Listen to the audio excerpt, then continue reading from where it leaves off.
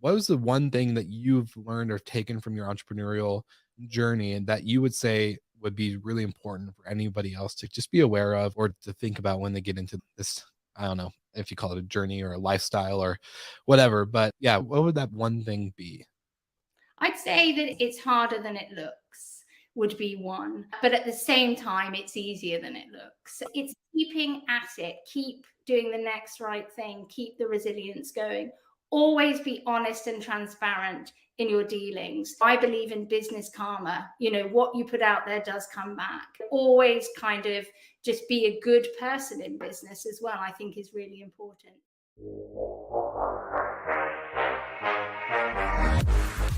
You're listening to Slick Talk, the hospitality podcast, a podcast for those who are in and around the hospitality industry who love, live, and breathe what they do. You can join us for candid and unscripted conversations with hospitality experts and founders as we go deeper into their personal stories while they're sharing their triumphs and trials that got them to where they are today. I'm your host, Will Slickers, and you're listening to an episode of Slick Talk, the hospitality podcast. Now, let's begin.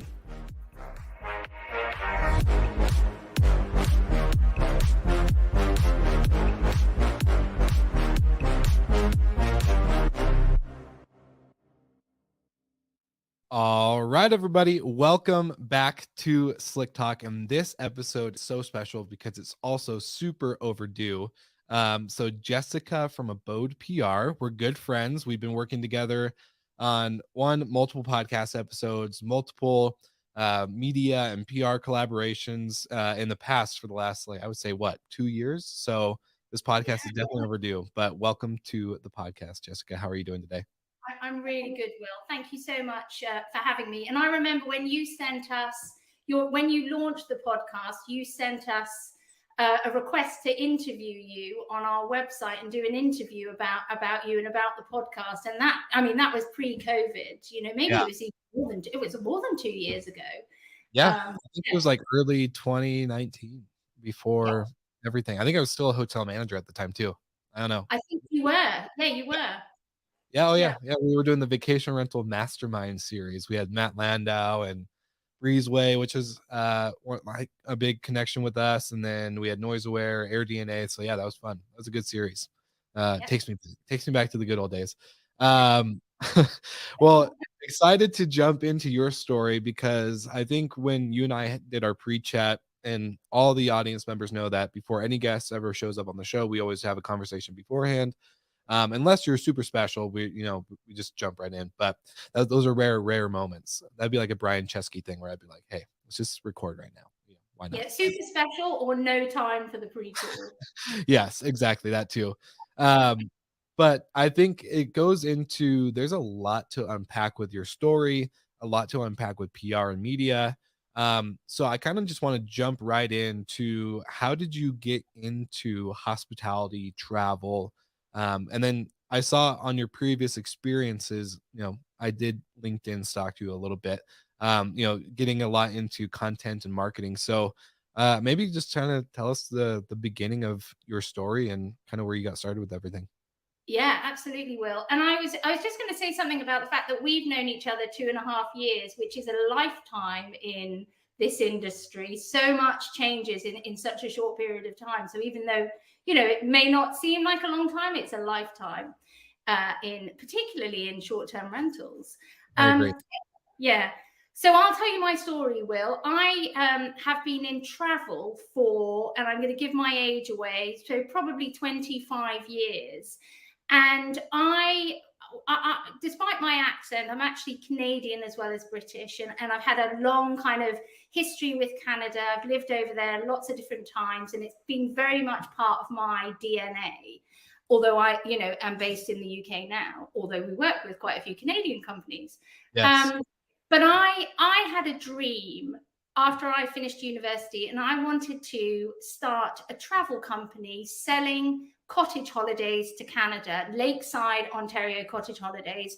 And it was a holiday that I used to do as a child. We'd go and visit my uncle in Ontario. We'd go up to the lake, stay in at his cottage, canoe on the lake, listen to the loons, and it was, in my view, it was the most ideal vacation that anybody could have, but it was a product that people in the UK knew nothing about. Now, remember, this is way before, Airbnb. We did have the internet back then, but it was, a long time ago. And I wanted to I'm very entrepreneurial kind of by nature, and I wanted to bring this product to the UK. I really saw it as a potential fit. And so I went and got a job with a Canadian travel company in London, and I started to get the knowledge about, all about Canadian travel, and I loved it. And I ended up being the PR and marketing manager of this travel company. But that started me in travel. And I did actually set up my own travel company, a booking site called triptos.com in I think it was about 2011 that I did this. And so I was kind of in travel and in lodging. I've also worked in some other areas. I've done sort of things as boring as kind of electronics PR and different types of sectors, but travel's always been in my DNA. And I launched my own, and PR has always been in my DNA, but I launched my travel company, and I did it for about 3 years. It went well, and I actually sold Heather Bayer's cottages through this travel company. So I was kind of getting to know the vacation rental scene, and I did a lot of listening. And of course, things were really growing and building there. Airbnb had launched. There was lots of tech solutions kind of coming, and my travel company didn't work, but the PR side of the things did work. And I decided to actually just focus on what I really loved, which is PR and marketing, and go that route. And so 5 years ago, I kind of just realized that there was a gap in the market here. And I decided to specialize, like really become an expert in, at the time, we were just calling it the vacation rental industry. So become a real expert. And very quickly, I got some big clients, one of the sort of the biggest PMSs in the space, big channel manager, a couple of really big operators as well. And from there, it's sort of grown. And the company Abode PR, we've grown with it. So we now work with hotel technology and multifamily technology. We're going into some other lodging verticals. But that's really how I got into hospitality, is initially just Canadian travel, then into vacation rentals, and now kind of beyond. And I absolutely love it. Like, it's in my DNA, that travel hospitality side. I love it. And congratulations on 5 years. I think that's that's a big celebration for business. It's a big celebration for you as a person, especially knowing that you had a company prior to Abode. So I want to ask you a question. I wrote it down while you were talking because it just kind of was one of those questions I didn't want to forget. But for you, where do you think your entrepreneurial itch or aspirations come from? Were you exposed to, entrepreneurs early on, or were you just kind of always that free spirit that just, it's great to get, a nice steady income, but at the end of the day, you want to do it on your own terms. What was that initial drive from? Well, I would say I'm unemployable. Like, I can't have somebody else as my boss, is probably why a lot of us do this. But there is, I think for me, it's a drive. It's a creative drive. And for me, business is my creative outlet. Now, when I was a child, I probably had about 5 businesses before I even got into high school. And my first business, I was about 8 or 9, and I invented this thing called the chest warmer. And it was it was like a knitted square, and I grew up in Hong Kong till I was 8 or 9, and then we moved to England, and it was very cold in England. So I invented this woolen thing that people could put here, and I sold it for £1 on the streets of Oxford, which is where we were, and people actually bought it for that. And that was my first invention and my first business. And I had, lots of other ones all through school. And so I just think it's a spirit, it's a drive. It's what gets me up in the morning, is that creative growing. And I love working with other entrepreneurs and also, businesses, because I love watching them grow and improve and all of those things. And I think also that I would be, I'd be terrible if I had a boss. Although I have lots of bosses because we have lots of clients, but actually somebody telling me what to do would be very difficult for me. Yes. I always wondered why I had trouble. Not that I was a bad employee, but why I had trouble when I was like I would get shut down with ideas or whatever. But it's just so funny to see. Like, I don't know about you, but when I was a kid, I was a horrible drawer. Like, you should never ask me to draw or sketch anything ever. Like, horrible idea. But I was a kid, I drew like these like superhero alien things. I sold them to my neighbors. They actually bought them for like, I don't know, like maybe 50 cents at a time. And then I did lemonade stands, but no one actually sat down and was like, hey, what you're doing, like this like idea of I'm going to create something to sell, a product or service to sell to strangers or people in your neighborhood. Like no one sat down and was like, this is an entrepreneurial like trait. You should probably explore this. Maybe you should, high school, I sold candy bars. I did all those stuff without like really knowing what entrepreneurism was. Did you ever have somebody kind of come in and mentor you in that sense of like, hey, Jessica, I don't know if you know this, but all these things that you've done over your life, maybe as a close friend or family member, but all these things that you've done really showcase like that you're an entrepreneur. You're not a worker. You're a queen bee. You need to be the queen bee and stop working for other people. Was there ever a moment like that for you? Yeah, so I would say in my family, my mother is very similar to me. So she had always had a business and was very supportive in allowing that side of me to flourish. So I would say definitely my mother, and also her family. They're all self-employed on my mother's side of the family of varying, successes and varying types of businesses. So it was really kind of in the family culture to do it. But I've had so many mentors as well with the different businesses, I couldn't do anything that I do without having mentors, coaches, mentors, some paid, some unpaid, advisors. It's very much I have a real kind of support network of expertise around me, and have done, for many, many years. I love it. And can I ask, for when you started your first company to Abode, did you take a break at all? Did you have like a moment where you needed to sit down and reflect, or did you kind of just jump right into PR? Like you're like, you know what, this isn't working, or it's not working the way I want it to. I want to go with my passion into PR. Did you just jump right in? Yeah, it's interesting because when I did the travel company, I really thought that was my passion. I'd wanted to do that for years until I was finally able to kind of launch and do that. So the transition actually to Abode and doing, PR rather than running a digital platform kind of came naturally, actually. And and people came to me because I would get to know people, and almost it came by default. People would say, would you do this for us? We see that you're good at that, or could you do that? Or I'd see the opportunities. So, but I'm like anybody who's kind of started a business. I've had to do some things that I don't want to do as well. I've had to do jobs that I haven't wanted to do, or work with clients that I haven't wanted, to make sure that I can do, eventually. And now I'm at this place. We have a team of 10 now. This is something quite substantial, and we are growing. So, all the kind of things that I've done in the past have all led to this as well. 100%. It's very inspirational to watch. I think before COVID, how many people were you at when we met? Like three or Two. four? Two. Two. Okay. Yeah. We were two, and we lost 80% of our business in the first week of COVID. Yeah. And then, within 6 months, I knew that everything would be fine, because that I had so many kind of requests for calls, etc. That just once the tech companies, found their feet again, everything was absolutely fine. It was more the kind of uncertainty around the pandemic in the beginning. Yeah. So Well, let's that was talk.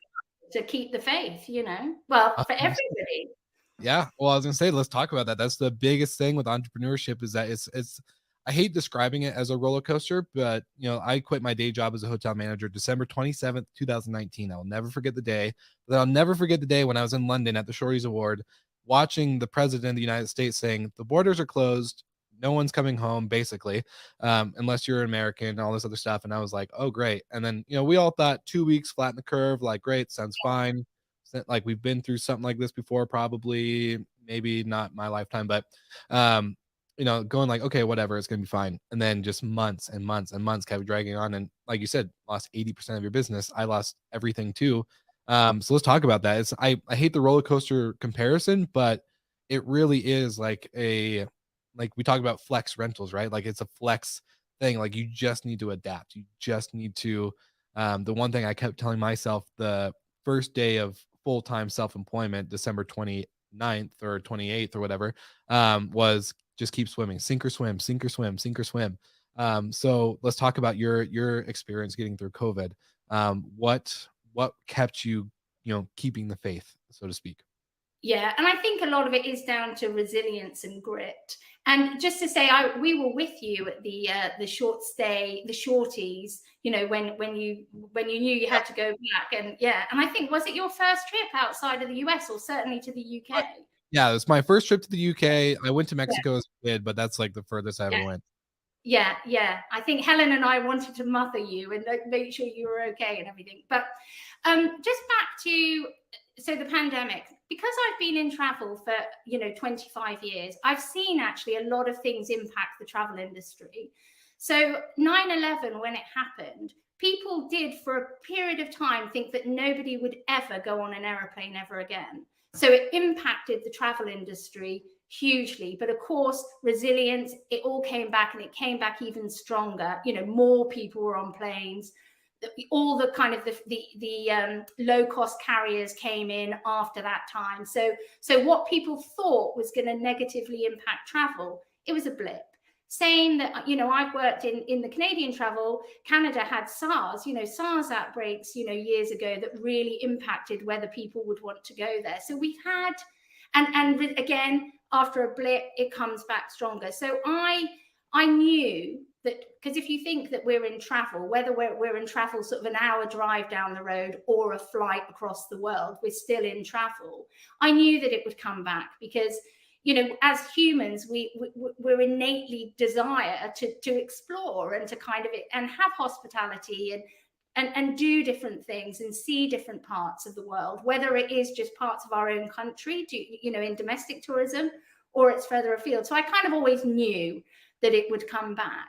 And I just kept plugging away, just kept the faith, and just, and I think I've been around in business to know that there are those peaks and troughs, and there are those challenges, and a lot of it is about problem solving and moving through challenges rather than, just giving up. And I think that, I probably did have there was a period of about a week where I kind of thought, yeah, maybe I'll go and be a nurse or something, or just do something different. But it was a fleeting, it's in it, as I've sort of said, it's in my DNA to grow something and create something and fix challenges and find solutions. So, there was no question that it wouldn't just keep going forwards. But I also have to do things like take care of myself really well. I have a meditation practice, I exercise, I rest, I have a really good work-life balance, those sorts of things, so that I've got what I need to do a really good job when I need to do it. Did you start implementing better work-life balance during COVID, or was that always a practice prior to everything happening? I think a lot of founders that I've noticed or have interviewed, they've either had it in the beginning because they knew that they needed some kind of unplug. The one like thing at any social setting, people are like, "What do you do for work?" And I tell them, run a podcast, blah blah blah. And then they go, "Oh, that's really great. What do you do for a hobby?" I'm like, "I don't have a hobby." So for you, did you always have that kind of practice in place, or did kind of COVID help you reset with that?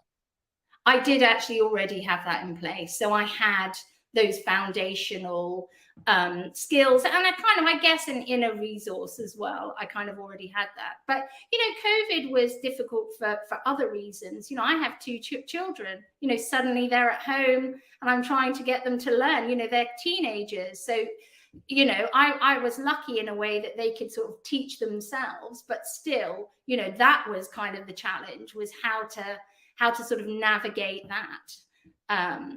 So For sure. yeah, While managing your own workload.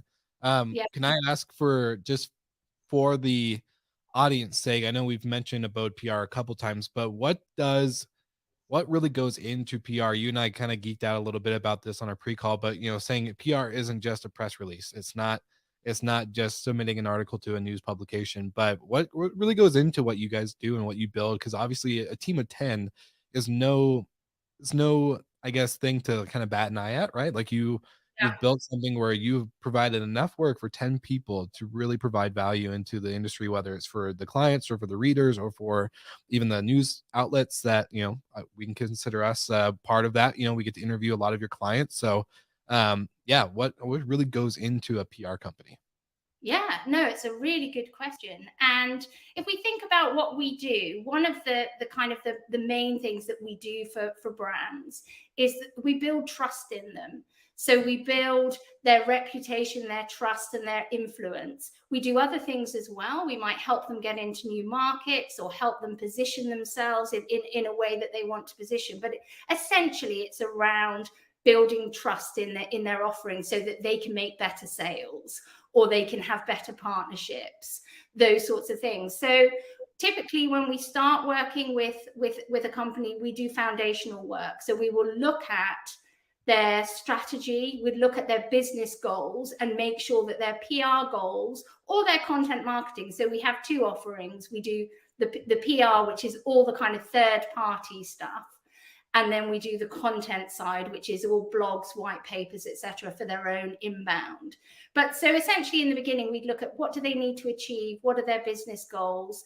How can we help them reach their audiences and influence their audiences in a way that builds trust in them? So we do that kind of foundational work. We do things like, how do we talk about them? How do they talk about themselves? What kind of publications kind of fit them? What stories? It's a lot of looking at what stories we can talk about them. We do all B2B PR. So we don't do any kind of or very little consumer facing stuff. So a lot of it might be around looking at thought leadership development. So looking at their C-suite and what can they add to the conversations that are going on in the marketplace, in the industry. We do things like speaking, we help to get them speaking opportunities, conference opportunities. We look at data that they could be using and, data sources that they could be looking at in order to tell data stories in the industry. So on a kind of a typical engagement, and I always say press releases, really there's only two news. It's funding and acquisitions. That's really, the rest is news, but it's news that we need to get out there, but it should only really be 10% of a PR program. The rest is around, looking at other ways to execute, getting your name out there, helping people understand what you do. So that might be through editorials, bylines, interviews, comment. It could be through the content side of things, speaking opportunities, awards, all of that. So it's a kind of a full circle package. That's awesome. And can you describe for just listeners and even for myself, maybe, the difference between B2B and B2C? Because I think, like, I know we're very much a B2B brand when it comes to podcasts, because we really address the operators. We don't address the guests and the traveler as much. But for you, what does that look like when you're kind of, working with a client on this? And maybe the big difference points that anyone listening could really apply to their strategy. So I actually, when I started my career, I was B2C. So B2C, business to consumer, typically for the tech companies, but also, large property managers or any kind of property managers, it's actually business to business. So most property managers don't struggle to get guests, if they're using the channels and the distribution, it's not really about the problem about getting guests. It might be about getting better guests or better paying guests, but it's really about getting the owners, and growing the inventory so they can grow their businesses. But because we work with the tech companies, their customers are the operators. There'll be influencers as well. So typically it's the operator that will buy the SaaS product, but they're influenced by their owners, or they might be influenced by the guests as well, wanting a particular feature or having a need. So for instance, during COVID, more and more guests wanted keyless entry and that kind of thing, so that they're an influencer to the purchasing decisions of the property manager. But you could say that we're B2B2C as well. So our customers are, their guests. So guests are fundamental, and whether those guests are in a short-term rental, property or a hotel, or some of the other sectors that we're going into, which is the senior living, the later living, the retirement villages, whether it's tenants in those or tenants in multifamily. They're vital. Like, we cannot ignore them, but they're not the ones that are putting their money in their pocket and buying something, but they're influencer buyers. So the business to business is that we're reaching businesses, not consumers. However, businesses are full of individuals. I don't know if you have this phrase in the US, but over here we say people do business with people. Yeah. So it's about making sure there's that visibility as well, and realizing they're not a commodity. Like, they do have individual challenges and needs and personas, and all of that. So really it's just that. And I've done lots of B2C, but I love B2B because we're able to shape.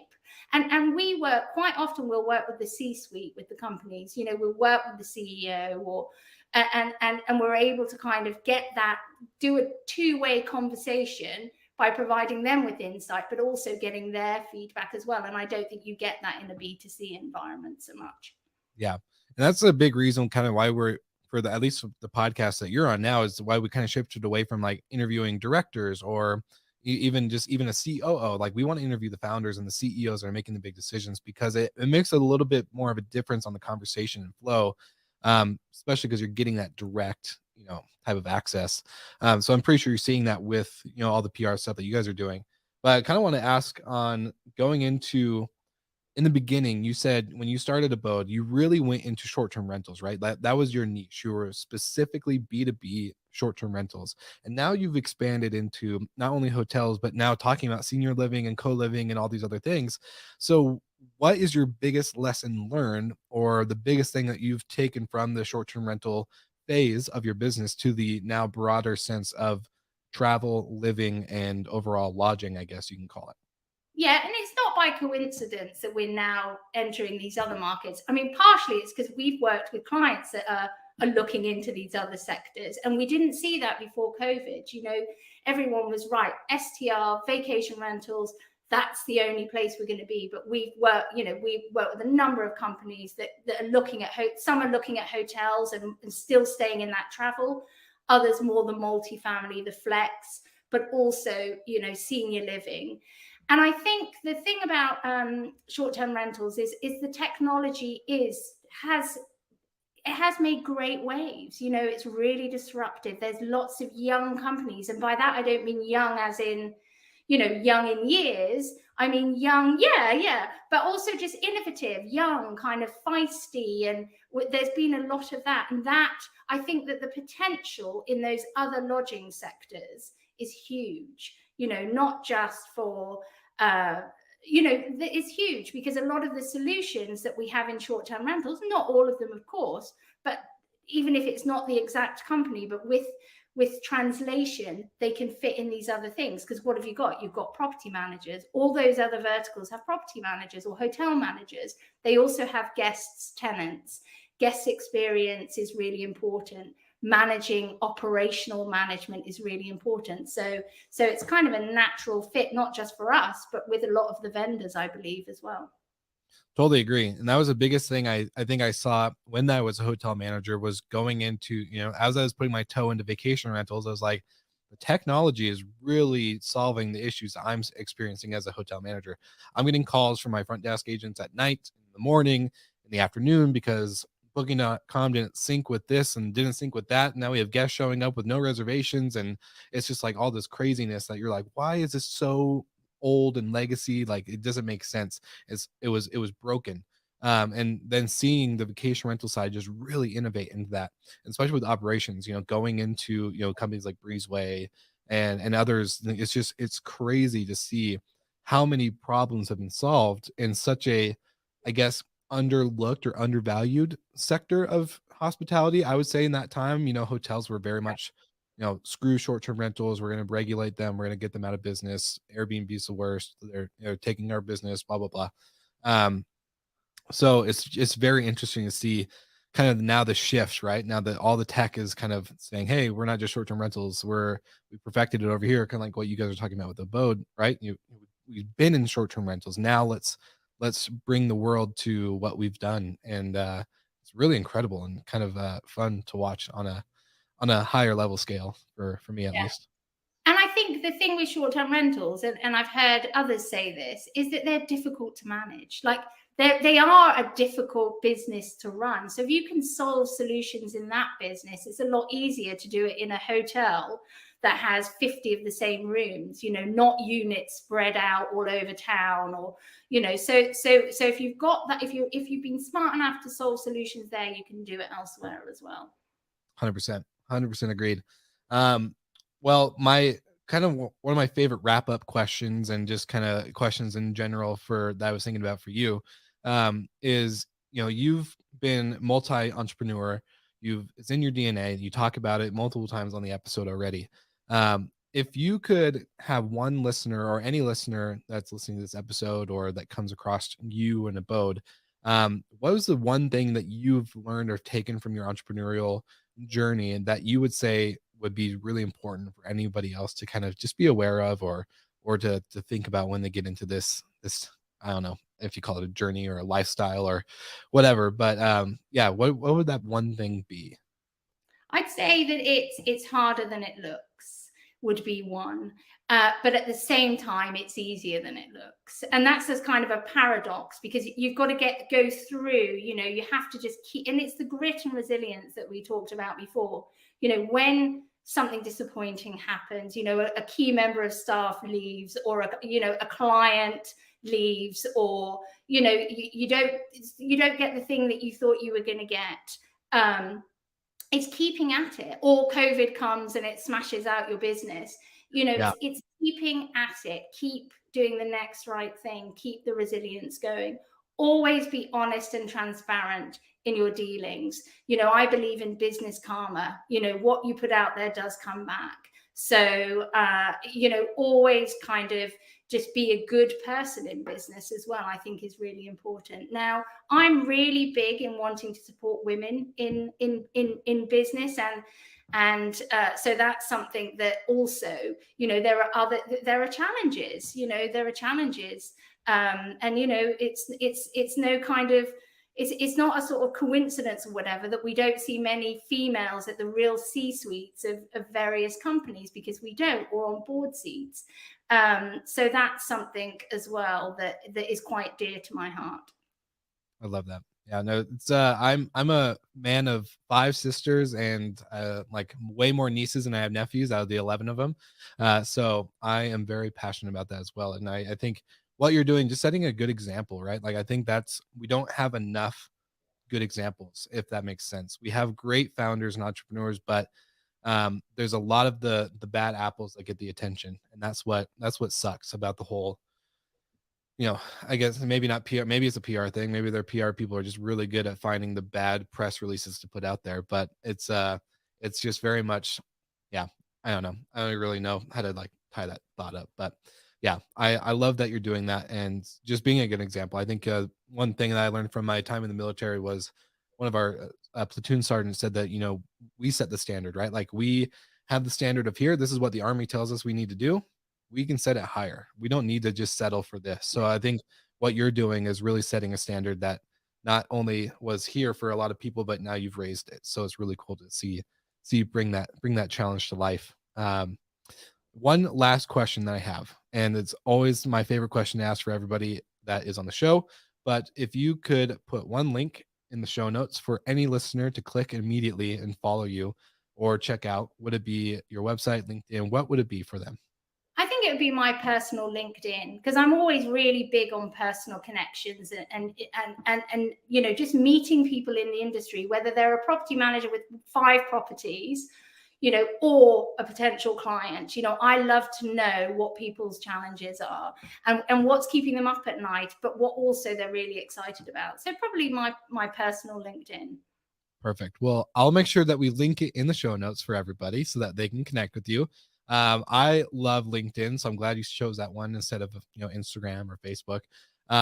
But this has been a really fun episode, Jessica, and getting to hear your story and diving into the kind of just the amazing growth and business that you've built is really incredible. So you're not just the woman behind the scenes creating this PR masterpiece for everybody else, but you are a incredible founder yourself. So it's just really cool to get your story out there.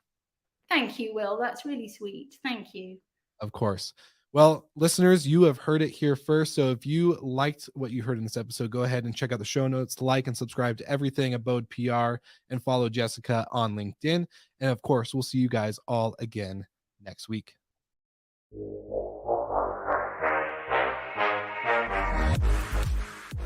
Thank you so much for listening, and thank you to our show partners for making Slick Talk, the hospitality podcast, possible. We hope you enjoyed the show, and we would love to connect with you outside of the podcast. So you can follow us on all of our social media channels for daily hospitality content, or find us on slicktalkthepodcast.com. And don't forget to rate, review, and subscribe so you never miss an episode. I'm your host, Will Slickers, and we will see you guys all again next week.